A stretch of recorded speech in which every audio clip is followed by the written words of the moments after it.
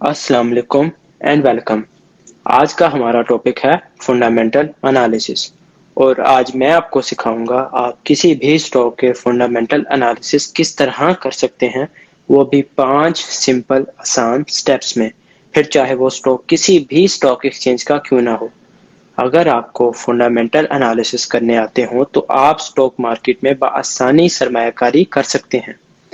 मिसाल के तौर पर अगर आपने कभी कोई चीज खरीदनी हो तो क्या आप सिर्फ उसको किसी के कहने पर खरीदेंगे या आप कभी कोई चीज बगैर तफ्तीश किए कभी खरीदेंगे।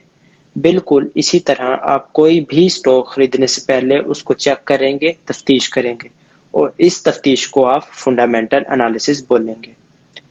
तो चलें आज की वीडियो शुरू करते हैं।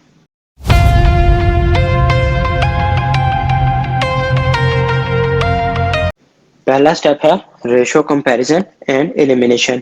इस स्टेप में हम एक सेक्टर के सारे स्टॉक्स की दो ratios, price to earning ratio और प्राइस टू बुक रेशो लिख लेंगे और इन दोनों रेशोस की एक एवरेज वैल्यू निकालेंगे। जो भी स्टॉक या जिस भी स्टॉक की रेशो वैल्यूज उस एवरेज वैल्यू के बराबर या उससे कम होगी वो स्टॉक स्टेप 1 क्लियर कर जाएगा और जिस भी स्टॉक की रेशो वैल्यूज एवरेज वैल्यू से ज्यादा होगी वो हम निकाल देंगे, एलिमिनेट कर देंगे। अब आखिर एवरेज लेते कैसे हैं। अगर हमने पीई रेशो की एक एवरेज वैल्यू निकालनी है तो हम सेम सेक्टर के सारे स्टॉक्स की पीई जमा करेंगे। मिसाल के तौर पे अगर हमारे पास टोटल एक सेक्टर में 3 स्टॉक्स हैं और पहले स्टॉक की पीई 1 है, अगले की 2 और अगले की 3, तो ये हम जमा कर देंगे। +1 +2 +3, ये 6 और 3, टोटल 3 थे तो 3 पे डिवाइड कर देंगे। इस तरह से हमारे पास एक एवरेज पीई रेशो आ जाएगी। सेम स्टेप हम करके प्राइस टू बुक रेशो की एवरेज निकाल सकते हैं और इस तरह से हमारा स्टेप 1 कंप्लीट हो जाएगा।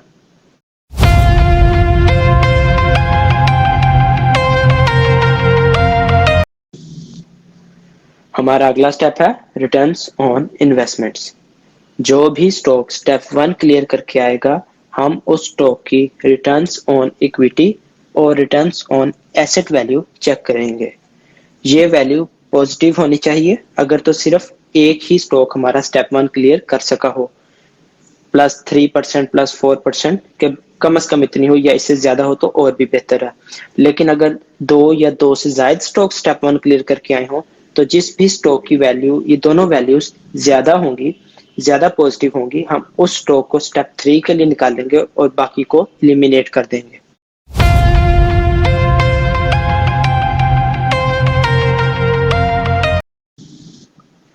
हमारा स्टेप 3 है बिजनेस फाइनेंशियल कंडीशन।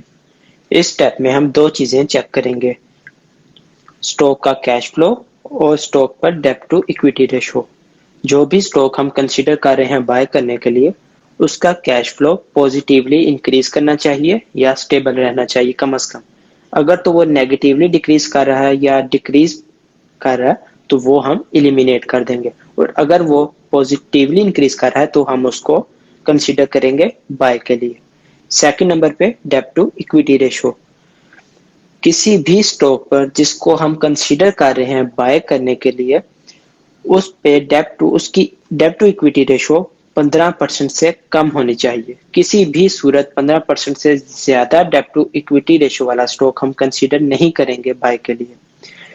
प्रेफर करें ये रेशो 1, 2, 3% या इससे भी कम हो, लेकिन 15% से किसी भी सूरत ये रेशो ज्यादा नहीं होनी चाहिए, चाहे वो स्टॉक कितना भी फंडामेंटली स्ट्रॉन्ग क्यों ना हो।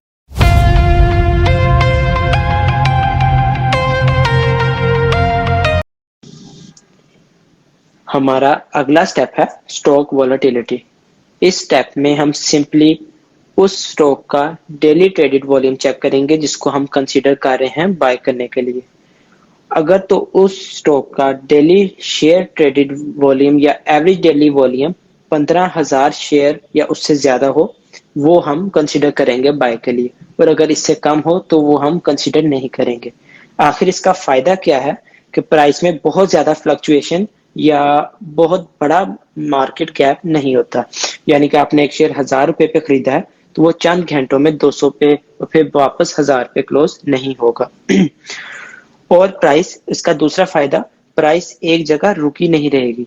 अगर मार्केट में फ्लक्चुएशन नहीं होगा तो आपका शेयर जो आपने 1000 पे खरीदा है तो वो वहीं पे ही स्टे कर लेगा, वहीं पे रुका रहेगा और वो मूव नहीं करेगा, जिससे आपको प्रॉफिट के चांसेस कम हो जाएंगे। इसलिए जो भी शेयर आप खरीदने के लिए कंसीडर करें फंडामेंटल एनालिसिस में, आप मेक श्योर करें वो शेयर 15,000 एवरेज वॉल्यूम के साथ डेली ट्रेड होता हो।